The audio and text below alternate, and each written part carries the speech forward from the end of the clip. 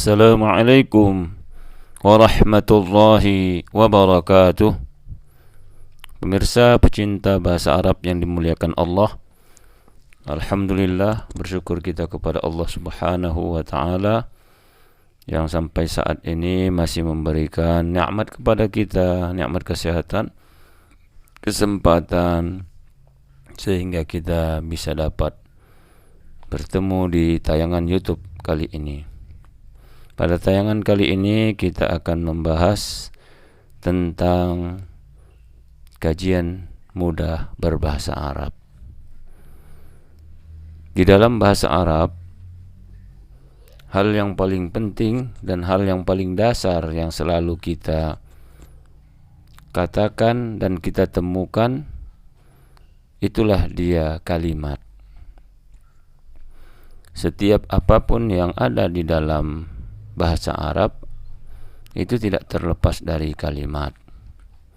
Oleh karena itu, pada kajian kita kali ini kita akan belajar bahasa Arab, kaedah berbahasa Arab secara mendasar, yaitu apa-apa saja yang ada di dalam kalimat. Pada kajian kali ini kita belum membahas tentang kalimat itu, tetapi bagian-bagian atau unsur-unsur yang mesti ada di dalam kalimat. Itulah dia di dalam bahasa Arab. Unsur kalimat itu ada 3. Yang pertama isim, yang kedua fi'lun, yang ketiga harfun. Pada kesempatan kali ini kita akan membahas tentang isim. Jadi ketiga unsur ini pasti ada pada setiap kalimat. Apakah di dalam kalimat itu hanya isim saja, atau isim beserta fi'il, atau ketiga-tiganya ada isim, fi'il dan huruf. Pasti seperti kita lihat di dalam ayat-ayat Al-Quran. Satu ayat Al-Quran pasti mengandung salah satu dari ketiga unsur ini. Apakah itu isim, ataukah itu fi'il, ataukah itu huruf. Oleh karena itu, pada kajian kali ini, tayangan YouTube kali ini, kita akan membahas dan mengenal tentang isim. Apa sebenarnya isim itu?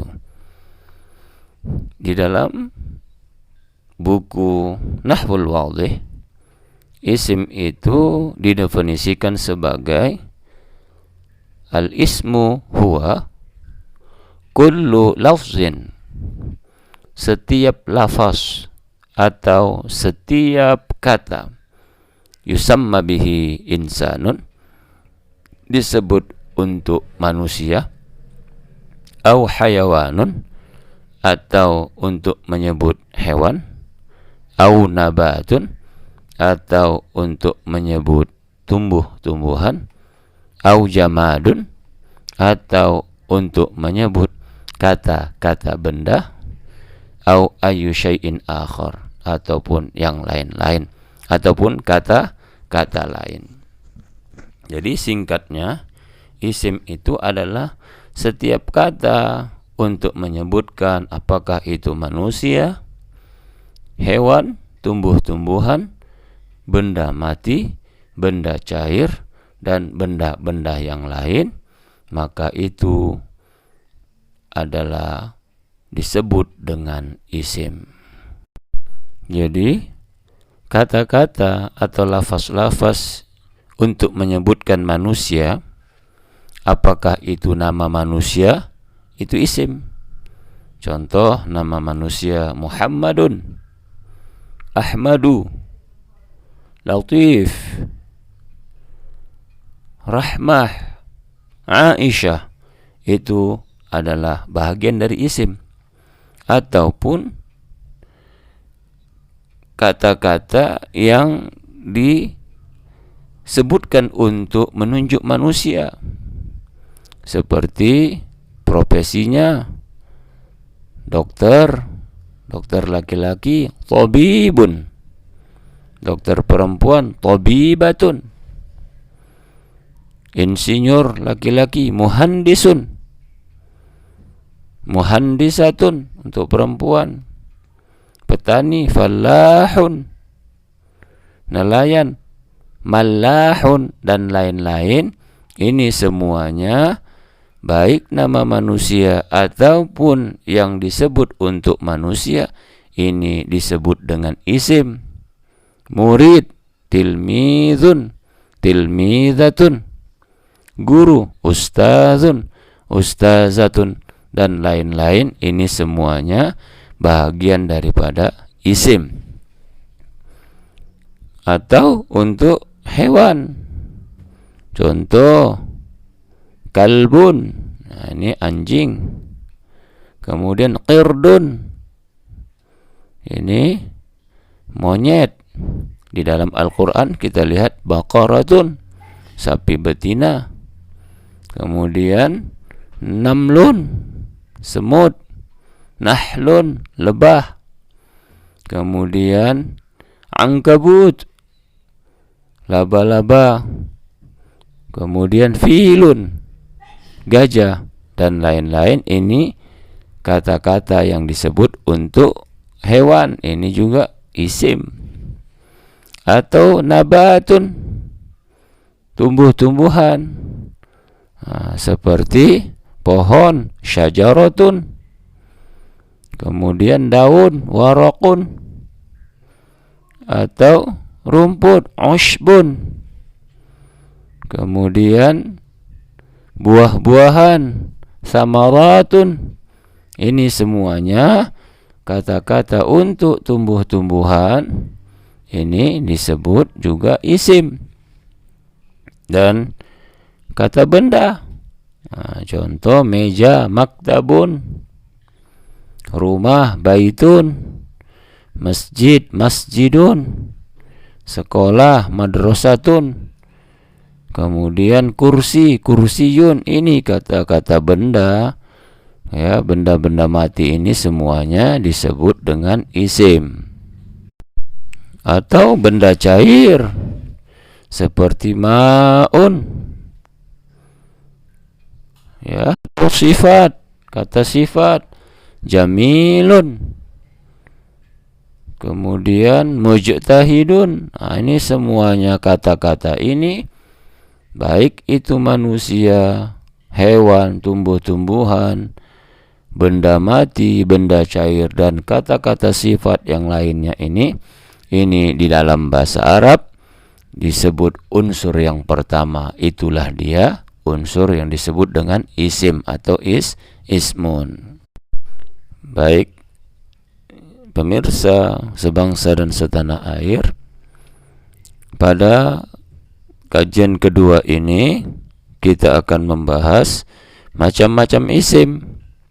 Sebenarnya isim-isim itu banyak, tetapi kita lihat ada beberapa. Secara umum kita melihat macam-macam isim, antara lain pertama al-muqtarin bi'al, atau kata-kata atau lafaz-lafaz yang dimasuki dengan alif dan lam. Itulah yang disebut dengan al-muqtarin bi'al, yaitu kata-kata yang menggunakan dan masuknya alif lam, ya, seperti al-kitabu, al-masjidu, al-baitu, ar-rahimu, al-kursiyu, al-maktabu, al-ustadzu, dan lain-lain. Jadi setiap kata kalau kita temukan, apakah itu di Al-Quran ataupun di dalam tulisan-tulisan bahasa Arab, kalau ada kata menggunakan alif dan lam, itu adalah disebut dengan isim. Yang kedua yang disebut dengan isim adalah dukhulut tanwin, kata-kata yang masuk tanwin. Apakah dia an, in, un, kalau kita temukan di dalam Al-Quran ataupun dalam tulisan-tulisan bahasa Arab, kata-kata yang masuk padanya tanwin, an, in, un, maka itu juga adalah isim. Contohnya tadi, kitabun, Qur'anun, ustadzan, mudarrisan, tabibatin, muhandisatin, tilmizatin, ghabatin, dan lain-lain. Setiap kata-kata yang masuk tanwin, an, in, un, ini juga disebut isim. Jadi secara singkatnya, kita mengenal isim itu, salah satunya kalau ada kata-kata menggunakan alif dan lam atau masuk tanwin, an, in, un, itu sudah pasti kata itu disebut dengan isim. Terkadang ada juga kata-kata yang tidak masuk alif lam dan tidak masuk tanwin, tapi dia juga disebut isim. Nah, inilah yang ketiga, disebut dengan ismul isyarah atau isim isyarah atau kata tunjuk, seperti hadza, hadhihi, dzalika, tilka, huna, hunaka, hunalika. Nah, ini kata-kata ini juga disebut dengan isim. Jadi kalau kita temukan di dalam Al-Quran seperti dzalikal kitabu, dzalika, ini adalah isim yang disebut dengan isim isyarah. Tilka ayatul kitabil mubin, tilka, ini juga isim yang disebut dengan isim isyarah. Hadza, hadza kitabun, hadza, ini adalah isim juga yang disebut dengan isim isyarah. Jadi setiap kata-kata tunjuk di dalam bahasa Arab itu disebut dengan isim. Itulah dia isim isyarah. Yang keempat adalah ismud dhamir atau kata ganti. Semua kata-kata ganti, apakah kata ganti untuk manusia, untuk hewan, untuk benda-benda, untuk tumbuh-tumbuhan dan lain-lainnya, nah, ini juga disebut dengan isim. Namanya isim dhamir. Contoh, ana untuk saya, nahnu untuk kita atau kami, huwa untuk dia laki-laki, hiya dia perempuan, anta kamu laki-laki, anti kamu perempuan, kamu dua orang laki-laki, antuma, jadi antuma untuk dua orang laki-laki atau dua orang perempuan. Untuk kamu banyak, antum. Untuk kamu banyak perempuan, antunna. Untuk dua orang, dia dua orang, nah, itu huma, baik perempuan atau laki-laki. Kemudian untuk laki-laki yang banyak, hum, mereka untuk perempuan, hunna. Nah, jadi isim dhamir ini ada huwa, huma, hum, hiya, huma, hunna, anta, antuma, antum, anti, antuma, antunna, ana, nahnu, yang disebut juga dengan isim. Dua kata tadi, isim isyarah dan isim dhamir ini tidak masuk alif lam atau tidak masuk tanwin, tapi juga dia disebut dengan isim. Adapun yang dikategorikan isim juga yang kelima adalah kata penghubung yang di dalam bahasa Arab disebut ismul mausul.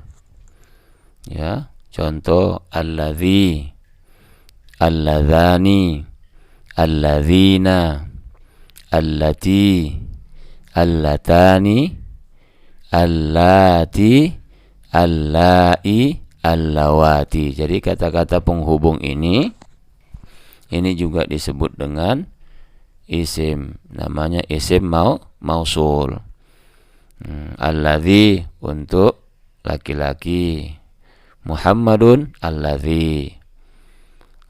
Untuk dua orang laki-laki, Muhammadun wa Hasanun alladzani. Jadi kalau banyak, al-muslimuna alladzina. Nah, ini untuk laki-laki. Satu, alladzi. Kalau dua, alladzani. Kalau tiga, alladzina. Sedangkan untuk perempuan satu orang, Maryam allati. Untuk dua orang, Maryam dan Fatimah allatani. Tapi kalau banyak, contohnya al-muslimatu allati atau allawati atau allai. Jadi kalau kita temukan di dalam Al-Quran kata-kata ini seperti ya ayyuhalladzina, ya ayyuhalladzina. Nah, ini sudah dikategorikan isim alladzina. Allati, nah ini juga isim. Jadi 5 ini macam-macam dari isim. Yang pertama tadi masuknya alif lam, itulah dia al-muqtarin bi al. Yang kedua dukhulut tanwin, masuknya tanwin an in un, ini juga isim. Yang ketiga ismul isyarah, kata tunjuk. Yang keempat ismul dhamir, kata-kata ganti, apakah itu untuk manusia, untuk hewan, atau untuk tumbuh-tumbuhan dan benda-benda yang lain. Dan yang kelima adalah isim mausul atau kata penghubung. Permisa sebangsa dan setanah air, itulah dia kajian yang pertama tentang isim. Jadi boleh jadi satu kalimat itu isim saja. Contohnya ini murid, hadza tilmizun, itu guru perempuan, tilka mudarrisatun. Nah, hadza itu isim isyarah, sedangkan tilmizun, nah, kata untuk manusia laki-laki. Itu guru perempuan. Nah, itu tilka isim isyarah, mudarrisatun kata-kata untuk manusia, itulah dia guru perempuan. Atau untuk hewan, hadza qirdun, ini adalah monyet. Dzalika qittun, itu kucing. Buku ini baru. Al-kitabu jadidun, inilah dia isim-isim yang ada di dalam sebuah kalimat. Inilah dia pemirsa sebangsa dan setanah air, kajian kita yang pertama.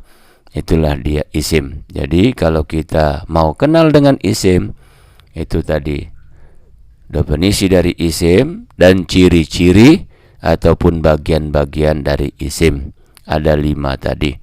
Mudah-mudahan dengan kajian singkat kita ini, kita bisa lebih kenal dan paham tentang isim atau tentang isim di dalam bahasa Arab, struktur kalimat bahasa Arab. Mudah-mudahan kita bisa paham sehingga kita bisa memahami kaedah bahasa Arab dengan mudah.